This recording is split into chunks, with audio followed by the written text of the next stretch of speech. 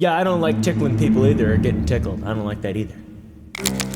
Tickling is a form of expression often between two individuals who are very close with one another. A parent with a child, a wife with a husband, me with my dogs. I'm not really that ticklish, to be honest, but apparently people like it, some people. There's also a dark side of tickling. That's what we're gonna be talking about today. You might be like, well, I don't give a shit. And I'm gonna be like, well, you will, because this is weird. And this goes real deep. I'm talking like conspiracy level deep. How?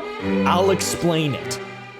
The dark side of tickling. To some people, your body's reaction could be seen as disturbing. The loss of control, the sensation, it can become torturous if you are to experience it at length, of course. You know, tickle, tickle, tickle.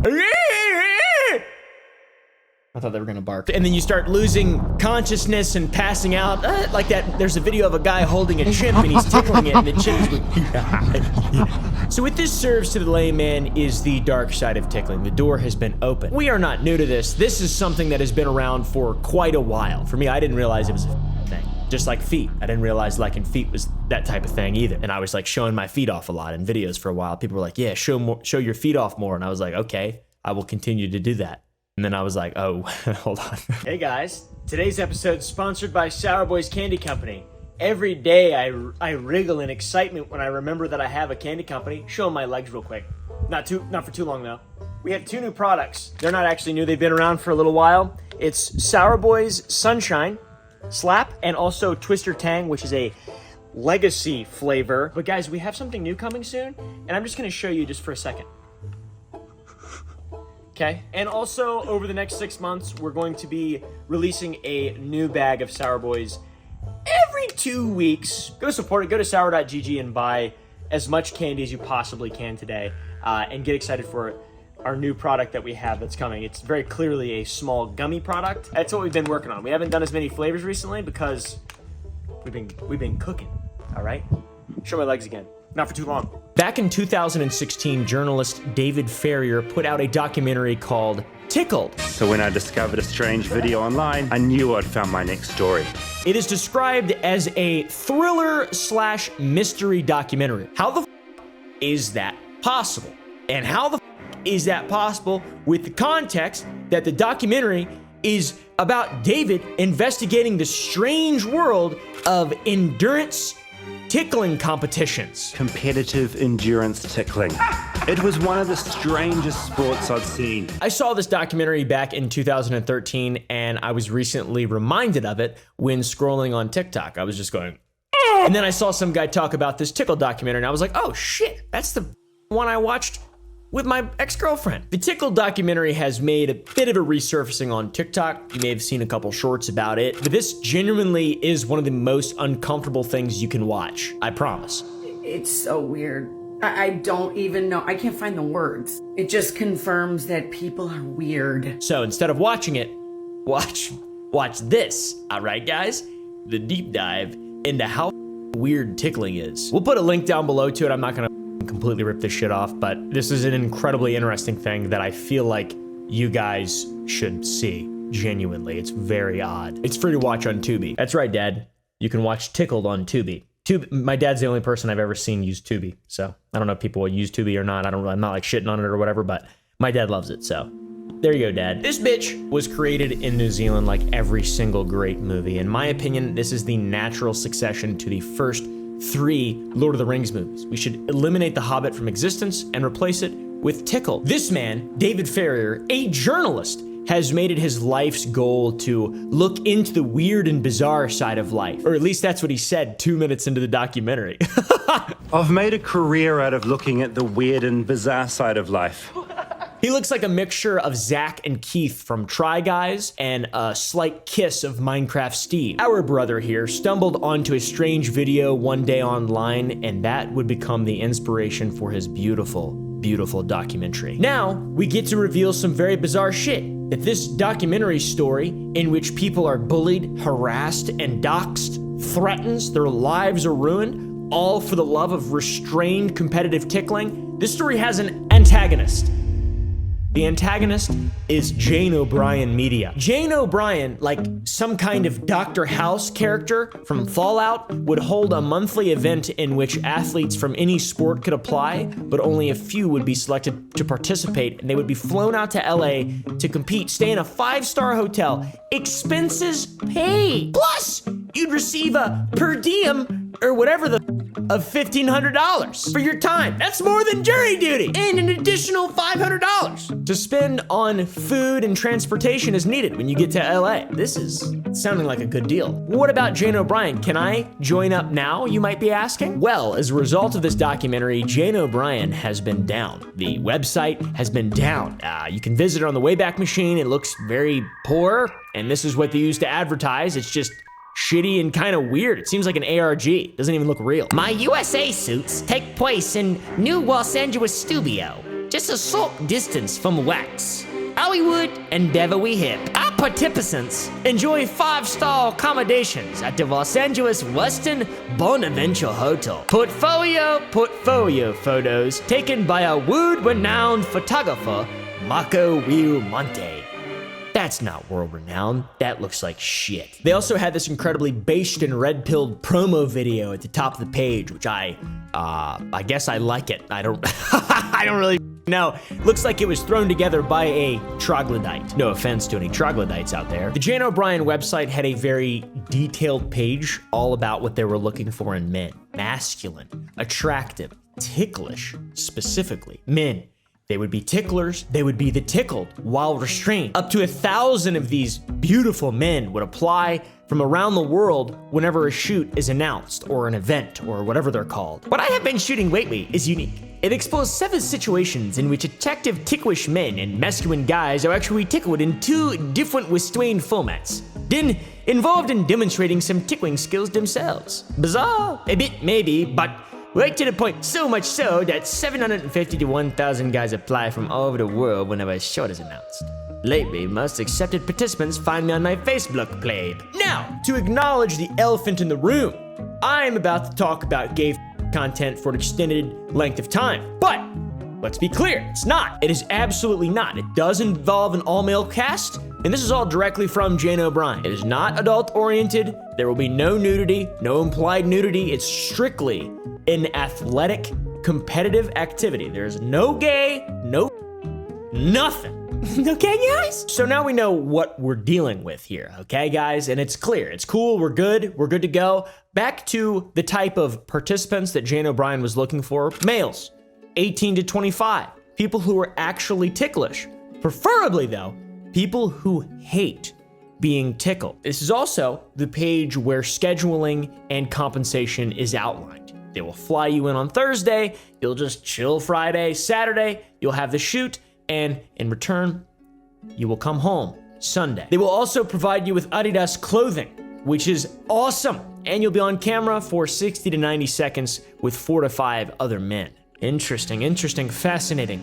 I think I'm gonna have a good time. And just in case you were wondering if the participants got to interact with legendary staff photographer Marco Wilmonte, yeah, it's listed on the page as well. Did he write this, Marco? Is Marco Jane O'Brien? What's going on right now? I'm going to read this full text because I actually really like it a lot and I want it to be out there that I think this is awesome. You will also have an opportunity to spend time with legendary staff photographer Marco Wilmonte. We'll provide finished and branded imagery for the extension of your own still portrait portfolio, all free of charge. Bring clothes with you that are casually sexy for the ladies. Shirts, hats, jackets, and attire that help portray your essence and individual identity. They will enhance greatly your stills, experience, as Marco helps you truly bring out your uniqueness, both subtle and or larger than life. On camera, do not bring so-called tank top, muscle top, or wife beater shirts, as they are inappropriate for professional stills portfolios. Dude, I know Frankie, right? Frankie only wears wife beaters. Isn't that funny? And she beats the shit out of Petey. Look at Petey. She's like, help. Asian males are particularly welcome to apply and are at advantage in the consideration process. Blonde guys with long hair also merit special, but not exclusive attention. What we understand so far, essentially, is that fit, attractive, athletic men who are strangers with one another are going to be flown from around the world to a singular location at someone else's expense to tickle on camera these strangers. That's a bizarre place to start. And we have to be incredibly explicitly clear that this is not gay content. All right? Because I'm not into that. All right, I'm so straight, dude. I'm so straight, and I love astrology and stuff. I mean, no, that's...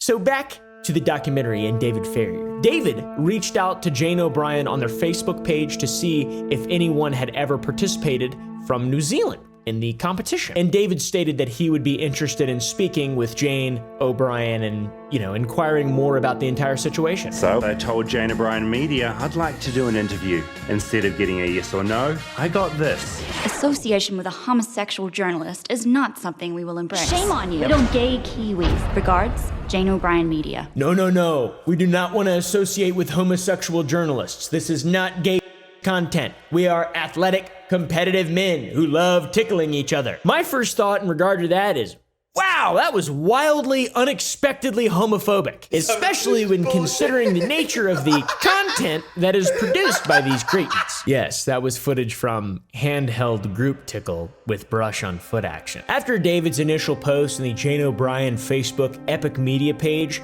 he started to receive emails from Jane O'Brien, and particularly from one woman there at Jane O'Brien named Debbie Kuhn. These emails would target David's sexuality. They even called him the F-slur. That's right, guys, the F-slur. Which is ironic, I have to point out, because legendary photographer Mark Real Monte has a damn pride flag in his bio on Instagram. You got a mole, okay? Stop.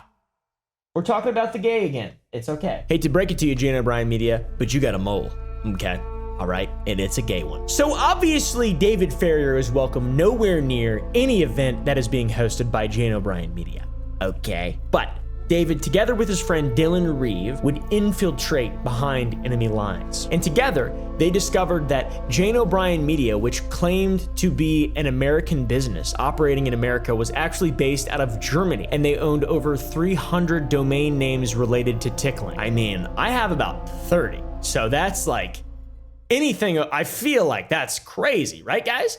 30's normal. This begins the posting of David and Dylan publicly about their desire to take part in competitive endurance tickling events, which is extremely funny. I really like this. But unfortunately for them, this would only draw the wrath of Jane O'Brien even further. This is the first time that Dylan and David would come up against some potential litigation from Jane O'Brien Media. They received mail from an attorney that was representing the company named Romeo Salta. He'd recently made headlines in a case involving a gay porn star who chopped a man up and mailed his body parts to some politicians. Romeo told them to stop their investigation into Jane O'Brien Media and said that they were making libelous assertions. This was all to intimidate them into backing down, clearly. I mean, that's just kind of how a threat of a lawsuit generally works. But they continued to say that legal action was being pursued in America as well as New Zealand, and advised them to seek legal counsel in both countries, respectively. So you think David would then decide to stop doing this, right? Maybe get a lawyer or something like that? No. Instead, 3 representatives from Jane O'Brien Media decided to go to New Zealand to meet David, and David decided to meet them at the airport. They wouldn't tell him which flight they were coming in on, so he waited starting at 5 a.m. at the airport with a sign for those he expected. The sign read, "Welcome, Marco Realmonte and Jane O'Brien Media." Very exciting. It's a very exciting sign, very jovial. Marco Realmonte, our friend of the show, the photographer, legendary in status, was going to be a part of the Jane O'Brien entourage. And Marco is in fact the first person that David interacts with. He's very nice. He's polite to David. The other 2 men approach, and they are respectful at first until they see that David is filming them and they're being recorded. They become a little bit more nasty, and Marco remains polite and friendly. One of the other men is this guy, Kevin Clark, who looks awesome. And then the other fella, I couldn't find his last name. His name's Adam. No, he looks like he likes being tickled a lot. How do you look this disheveled? They're just tortured geniuses. When Adam and Kevin find out that they are on camera being recorded by David, they begin by saying they wish he wasn't filming them without him asking permission first. He goes back by saying that in New Zealand, you're allowed to film in public spaces. And then Kevin says that if he does this, they're not gonna have a good time. Come on, man.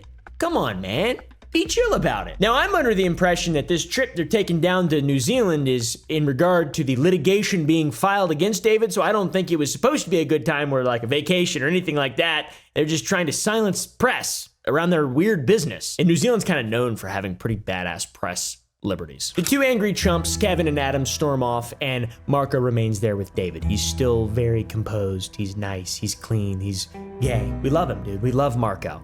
And he says that they will talk soon. They spend a bit of time in New Zealand, and they have multiple meetings with David.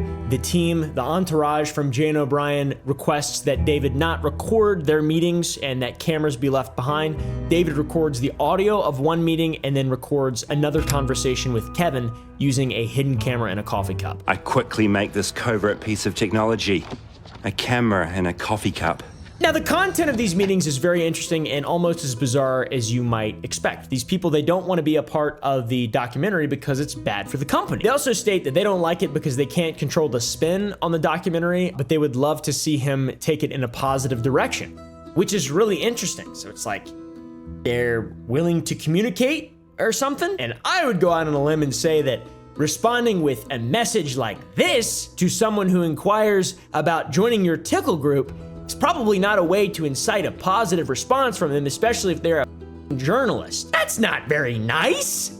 It was a simple inquiry. You don't have to be a homophobe or an asshole. He just wanted more information. He got called slurs, threatened with legal action. It's not guys, it's not gay, it's just tickling. So what's the big deal? What are you trying to hide, huh? To clear the confusion, Marco shares that they had nothing to do with the team that was talking to David in regard of the legal matters or the team that he'd been communicating with on Facebook or email where he'd received those remarks. So Marco, he's off the hook. And even more bizarre, the three men in the meeting who are not David or Dylan revealed that they had never met Jane, the person who owns the media company, or Debbie, the woman emailing David evil shit. Very odd, extremely bizarre. Who the are these people? At 14 minutes and 10 seconds into the documentary, David meets with Kevin, and Kevin makes some threats towards David, talking about how rich people, the people behind the scenes, don't exactly play by the same rules as normal people, I guess. They don't dangle people off buildings anymore, but they've got other methods. This includes litigation. They don't dangle them out of buildings anymore, but they don't have to. And that's the thing. Very strange, very weird way to threaten somebody when you're talking about competitive tickling. Come on, man. David, at this point, being afraid, is thinking about dropping the documentary and just kind of backing out. And he talks to Dylan, who thinks they should keep going with it and not succumb to the intimidation from bullies who are trying to silence them. Weird tickling bullies. David then calls Marco and has a conversation with him about how they're both feeling, and this is where Marco's mask begins to slip a little bit. He tells David he thinks he's brilliant and he's sure that Dylan is a good guy, but if he keeps going with it, he will have a real target on his back and that it's gonna get ugly for him. Then he directly references that Dylan has a family. It will be really ugly for him, and I would hate to see that too, because I know he has a family, and you know he's probably a good bloke down deep. David and Dylan decide to go forward with the documentary, and they follow the Jane O'Brien people back to America, which is a bold move, in all honesty. And they reached out to a bunch of former participants in the tickling videos and finally got an interview with a fella named TJ. This guy. And this guy had been negatively impacted by Jane O'Brien following his participation. No wife beaters, TJ! Don't you remember? First and foremost, TJ says he didn't know he was gonna be tied down. Secondly, he didn't know it was gonna be all guys either. So when he got there, he was surprised, but he just decided to go along with it because he needed the money due to tough times. TJ just hoped that this bizarre shit wouldn't get out, but it got out. Before each tickling session, they interview the participants, asking them about their ticklishness, how they respond to tickling questions, general tickling-related inquiries. Stuff like that, you know, normal stuff. TJ's interview got out, like I said. When you are asked, are you ticklish, how do you normally respond and why? Normally I say, no, I'm not ticklish. TJ's interview was posted to YouTube, and when he tried emailing Jane to take the video down, he did not receive a response and filed a complaint with YouTube and had the video taken down for his own privacy or whatever. This is when Debbie Kuhn, the person emailing David angry shit, would also email TJ threatening him and his family. A website was even made doxing TJ's name, address, phone number, email, and more. It had every single video of him during his participation posted up on the site. Kinda weird. These ticklers seem like dicks. As a result of all this, as you might expect, TJ was called a sexual deviant, a drug addict, a P-word, a sex offender. His job was impacted. People outed him as a gay guy with a tickling and outed him as being into bondage. Now, I can see how they might think that, but I don't think that's fair. All these claims were made to TJ's superiors at his job, and it wouldn't really be that big of a deal if you built pig barns or something like that, but he was a football coach at a high school, and you can't really say that. You needed money you can't really do any of that stuff and then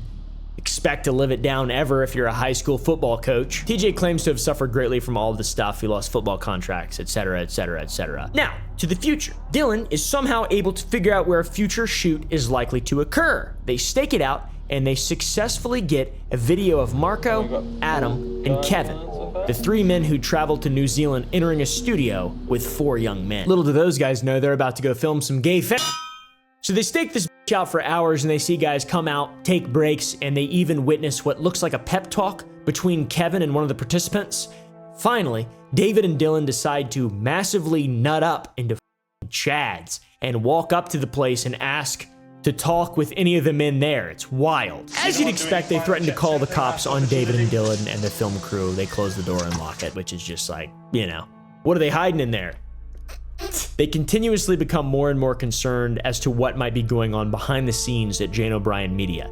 It could be more sinister than initially let on. As a result of this line of thinking, they find Richard Ivey, a tickling and owner of MyFriendsFeet.com. This guy is more than happy to speak with them, and he shares that it's popular for the same reason as other forms of bondage are popular: the ability to exert power over someone and make them do something out of their own control, even if it's something as innocuous as laughing. David and Richard even maintain what seems to be a bit of a friendship. They Zoom each other back in 2020, 4 years after the film was released, in a call that's uploaded to David's YouTube channel. It's pretty cool. He describes Richard as an old mate.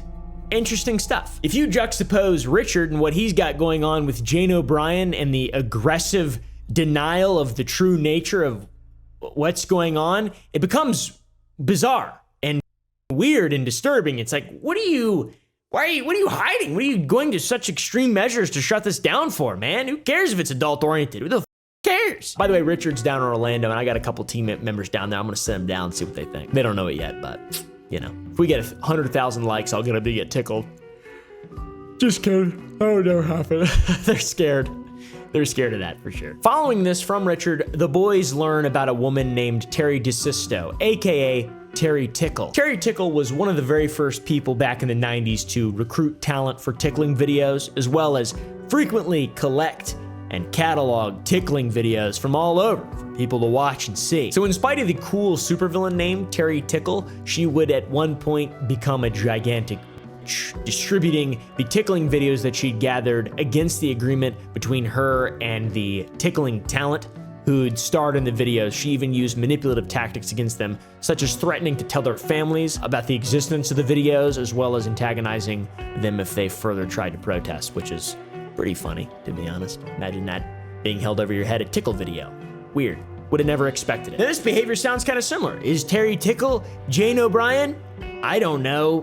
They both seem to love tickling, and they're both women, and they both are weird about it. Jane would pay the young men nearly $2,000 for their tickling videos, and it turns out Terry would do some of the same stuff to recruit meat for the content. An example of a guy whose life was ruined is a fella named David Starr, who luckily appears in the documentary. So new David Starr had a brother who had died named Edward, and weekly, Terry would send mail to David's family calling David a star and antagonizing the fact that Edward had passed away, saying that, don't you wish it was David instead? Because he's weird. Mrs. Tickle also committed DDoS attacks and email blasted the White House, but tried to make it look like you'd done it, the victim of her terror. And this is all if you denied her continuing your tickle videos. Very bizarre, dude. This is where shit really starts to get extremely interesting. Okay, guys, I had to say the F word twice because it gets cool here. Somehow, some way, somebody got a hold of the contents of Terry's hard drive, like the internet memes. And when a student that she was pressuring didn't want to be under her thumb any longer, posted online asking for help. And this person was sent a file containing these contents from Terry's computer and was told that if you send it to her, she'd back off. Within the file were the true identities of Terry Tickler. That is David P. D'Amato, assistant principal at a high school. The Terry Tickler smoking gun had been delivered. David was exposed as Terry DeSisto back in 2001, and he committed identity theft to make Terry an actual real person by getting her a social security number. And when all this information had been turned over to the FBI, he went to court, but he unfortunately got off very lightly. He got off very lightly, dude. He was only given 6 months and he was allowed to serve at a halfway house so he could pursue furthering education and deal with health issues. And after he got out of his serving, he had a 1-year supervised probation for internet access because he's a bastard online. You give that guy internet access and he turns into a rapscallion. Now, to circle back to what I said about him being placed in a halfway house and being allowed to pursue his education, he's pursuing a law degree, and he was doing so with an endorsement from the judge that sentenced him, and that is at the school that his father graduated from. His father, by the way, had a law firm, D'Amato and Lynch, and it provided David the attorneys he needed to get off very lightly. They have really bad reviews, which I feel like most attorneys have really bad reviews. It's tough out there. You know, you get one loss, one bad case, and it's all over in terms of your public PR. What the It's nonsense. So when our boys, David and Dylan, began to speculate online that David D'Amato was actually Jane O'Brien Media, by the way, we'll call David D'Amato from now on. Too many Davids in this story. Mr. D'Amato responded by hiring 2 private investigative firms, one in New York and one in New Zealand, as well as a lawyer in New Zealand to help kinda keep tabs on what the boys were doing, okay? Because just in case you didn't know, Terry DeSisto became inactive in 2006, shortly before Jane O'Brien began, and both are Tickle masters. Very odd. The entire time that all this is going on, David and Dylan have a Patreon page where they help fund the production of their documentary, and they provided updates to their patron, including dubbing D'Amato as the Tickle King during this time, and they shared part of the Tickle King story to those guys, and the part specifically talking about his arrest back in 2001 that we mentioned. They also had a website called tickleking.com. I don't know if it was like had his face on it or whatever, but they posted similar shit on there though. And we know this because David shared a cease and desist letter that he had received on behalf of David D'Amato, Mr. Terry. In the cease and desist letter, Chris Patterson shares that Mr. D'Amato denies being the Tickle King and has no connection with Jane O'Brien in an extremely based and expected pilled response. He even says that Jane O'Brien is publicly dissociated from D'Amato. How? What the f does that even mean? Hey man, game recognized game. Ticklers protect their own. How convenient. They also go on to say they want David and Dylan to remove their posts indicating D'Amato to be the one and only Tickle King and to post an apology. And they took the liberty of writing the apology up for them, which is awesome. I refer to recent postings inferring David P. D'Amato to be the Tickle King and associated with Jane O'Brien Media. I entirely retract those statements and unreservedly apologize to David P. D'Amato for any hurt, disruption, and damage to his reputation as a result of those postings. That's awesome, dude. Just the old apology video. Yeah, couple inhales, we got the damn shit done, but shit. Our boys did not retract their statements or apologize, and they continued on with the documentary, continued on investigating, and continued on making more and more headway into this tickle iceberg. Then suddenly, David and Dylan get a voicemail from a guy named Jordan saying that he and other participants in Michigan are getting threats from Jane O'Brien not to speak with anyone involved in the documentary. Not just threats, death threats. Death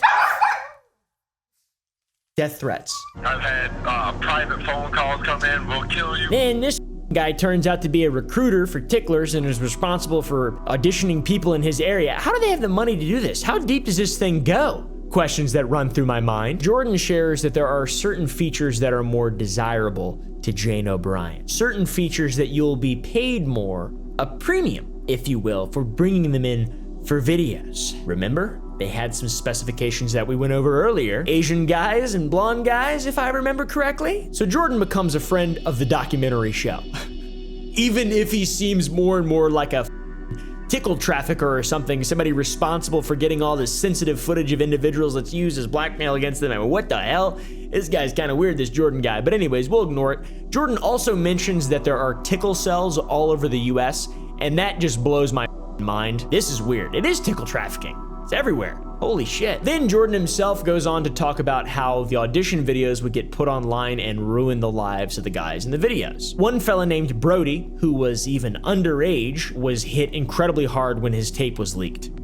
Or posted, I guess. It wasn't even leaked. Now, Jordan and these other guys had only ever heard the name Jane O'Brien. They'd never seen the mythical Jane, and they're all under the assumption that it's just some random ass woman behind the scenes. And Jordan believed that she just waited until you became entirely reliant upon her financially as a result of the tickle payments, and she wanted to have complete control of you and then pull the rug out dependent upon, you know, bad behavior or whatever Jane did. She wants to play God, essentially. That's what Jordan believes. It's just somebody playing the long game. But David then tells Jordan about D'Amato, and he starts trembling, actually trembling. If I met up with that guy, I'd punch him right out, and when he woke up, he'd be strapped to a chair with I'd be like, dude, you're telling me everything right now.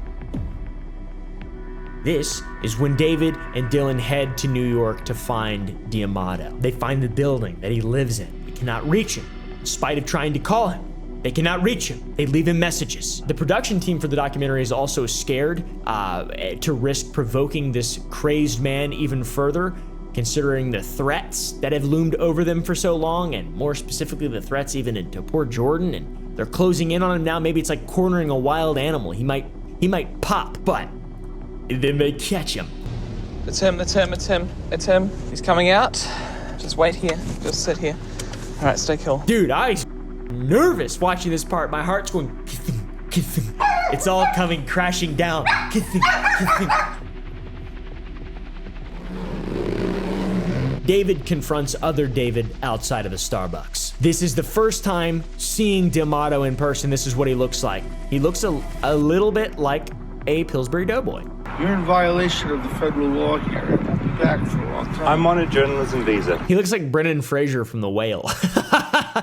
No offense. I mean, I'm not trying to make fun of him based on the way he looks. I'm just pointing something out. I love that movie, you know. I'm just making a sort of a connection. He just looks like Brendan Fraser from The Whale. This interaction accomplishes very little. He says they'll see him in court and stuff, and he says that David's on a tourist visa, and then David said he's on a journalistic visa, and he says, we'll see about that. We'll let INS know. So, it's about all there is to this point, but there's a face now behind the manipulation and the insanity of Terry Tickler, and like, that's the guy. That's Terry Tickle. It is at this point the documentarians need to find 100% certainty that D'Amato is actually connected to Jane O'Brien Media. So the fellas decide to revisit the 300 domains registered to the company in Germany that operated in the background behind Jane O'Brien, and they found that D'Amato accidentally updated private documents to one of those websites, including one that shows him registering that German company. That's awesome. Oh, classic accident. Crap. I accidentally uploaded my private documents to my secret website. Some of the documents even show that he's signing using the exact same address that Jane O'Brien operates from and had used when booking the New Zealand hotel for Marco, Adam, and Kevin when they'd gone down to meet David, which is very, very embarrassing. Remember the lawsuit though about Jane O'Brien from D'Amato, and they're saying you have to retract all that stuff because there's a public dissociation. Well, he accidentally leaked all that information himself. The documentarian guys didn't even have to leak anything. It also turns out that this guy was paying for everything through his own checking account, which had a balance of around $6 million, and he had the financial freedom to do all this shit because his bills were being paid by a trust fund set up by his late father, who built the Wall Street firm, and he had a gigantic inheritance from his late mother as well, and he's a rich guy, all right? He's a real, extremely rich guy. There's a fly on my microphone, and he's been flying around this whole time, and he's walking on thin ice, and I'm about ready to kill him. So, guy's weird and rich, all right? What next? David finds out that D'Amato only has one living relative left, and that is his stepmother, who David decides to call, and he learns about D'Amato's troubled childhood. There's so many David's in the story. He got bullied at school. He got stuffed in a locker. His mom was very protective of him, never even let him ride a bike. She also says that she didn't know if D'Amato was gay or asexual, but he never had a girlfriend. She just putting that guy on blast right over the phone. Wow. And she also says she was afraid of him. Repeats that 3 times. I mean, what the That's crazy. It's his own stepmom saying she's afraid of him 3 times. This is essentially the end of the documentary, and you get some of the typical tech screens at the end and sends film post-production and some updates and stuff. A lot of shit has happened since this came out. That was back in 2016. Despite impersonating lawyers, creating fake identities, and harassing young men, David D'Amato has only ever been found guilty of 2 misdemeanor charges of computer fraud and abuse. After David D'Amato was captured on camera, all legal correspondence with the documentary maker ceased. Debbie and Jane also fell silent. Jane O'Brien Media still runs competitive endurance tickling shoots in Los Angeles and around the world. Yeah, I feel like you can just kind of do this without shaking people down and talking about holding people off of buildings and stuff. I feel like you can do the whole tickle thing and not draw a lot of attention to yourself by being some kind of de facto mafia thing. So yeah, end of the documentary, not the end of the story. It gets way crazier outside of the documentary. The real life story gets way worse. In March of 2016, after the documentary had been released, D'Amato named nearly everyone involved in a lawsuit alleging them of slander. This was filed in Utah for some reason, and it was dismissed in late April, not even 2 months later, after a new judge was assigned to the case, and he saw quickly that there was no ground to stand on with the claims. The Tickled production team clearly had enough evidence to prove that this was not slanderous, and it was just chucked out, which is awesome. As you might expect, not the end though. There was no legal recourse to be had. D'Amato and the rest of the Jane O'Brien team tried to discredit David, Dylan, and Tickled as a whole. They uploaded a video where Kevin Clark, the old man that produced the Jane O'Brien tickling content, interviews Jordan. That's right, the recruiter that appeared in the documentary. They tried to make it seem like the production was disingenuous. And I appreciate it very much. No problem at all. Thank you very much, Thanks Kevin, a lot, for having Jordan. me. Love the smile at the end too, very realistic. I also smile like this whenever I'm extremely happy and excited and not being coerced. Allegedly. What Jordan has to say in this video is just totally different from what appears in the documentary. He claims that he talked to David on Twitter and was paid $1,200 to appear in the documentary, and he was just in a bad spot and needed money or whatever. He also says that David coached him on some stuff to say. He kept saying that multiple times. He then said that there were never death threats. He only said so for the $1,200. It's very hard to watch this. It seems weird and very bizarre and pointless to make, because he goes on to then say that David used Jordan to implicate D'Amato with Jane O'Brien, which is just, it makes it seem like the documentary we just watched didn't prove that D'Amato is actually Jane O'Brien with all the leaked documents that were leaked by D'Amato himself. It's like it's like revisionist.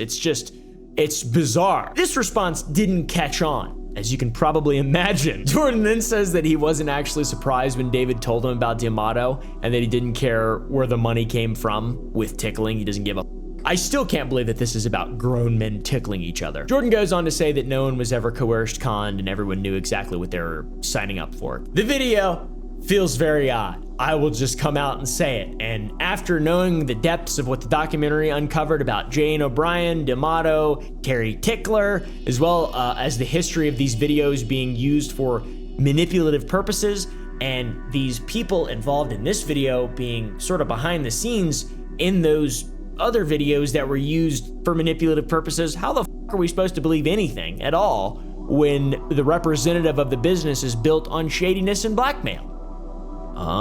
So, it's even weirder. While airing the documentary, David and Dylan, the Tickled team, would experience some progressively more and more strange things while screening the film. Very strange. This is found in a video that followed up the documentary on their official Tickled YouTube channel. This was in June 2017. At one screening, there was a guy scribbling down notes, flipping through pages. Some Jane O'Brien affiliates attended some screenings in Missouri. Pretty cool. Marco, the legendary photographer, bought tickets to every screening in Missouri, but it wasn't Marco and Kevin who attended the screenings. It was a gentleman that had never been seen before, who was suspected of recording the film through a coffee cup, similar to what David had done earlier on back in New Zealand. Oh my God, D'Amato, wild. The shit's wild. Oh, by the way, D'Amato decided to sue his stepmother, who had been called at the end of the documentary for $40 million. I'd say that's pretty extreme.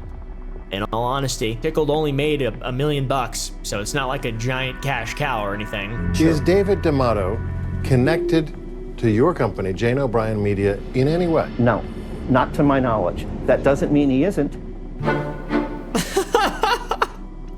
Some really weird shit continues to happen. Kevin, our boy from back in the day, he went on a media campaign to further try and discredit the Tickled doc. Kevin even confronted Dylan at one of the screenings before the Q&A session. Conversations unedited.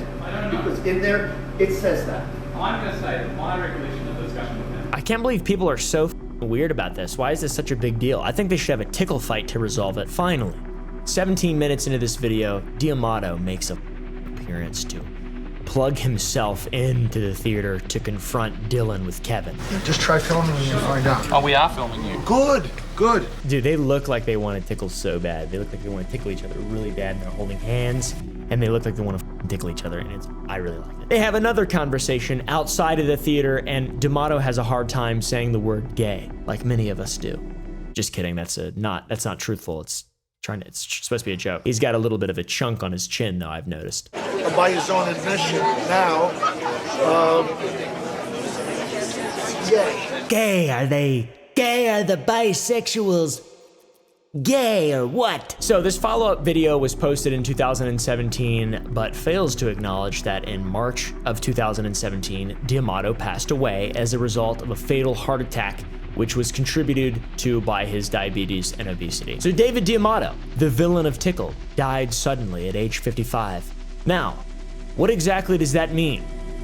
I have no idea. They did make a statement about his death on the Tickled movie website. Fortunately now, Jane O'Brien Media is like a part of another Tickle thing that is LGBTQ owned and operated, and has been since 2002. Tickletopia, something like that. A much more wholesome sort of alternative to what it once was. Very, very odd. It feels like it all should be on the dark web, though. I've got to be honest.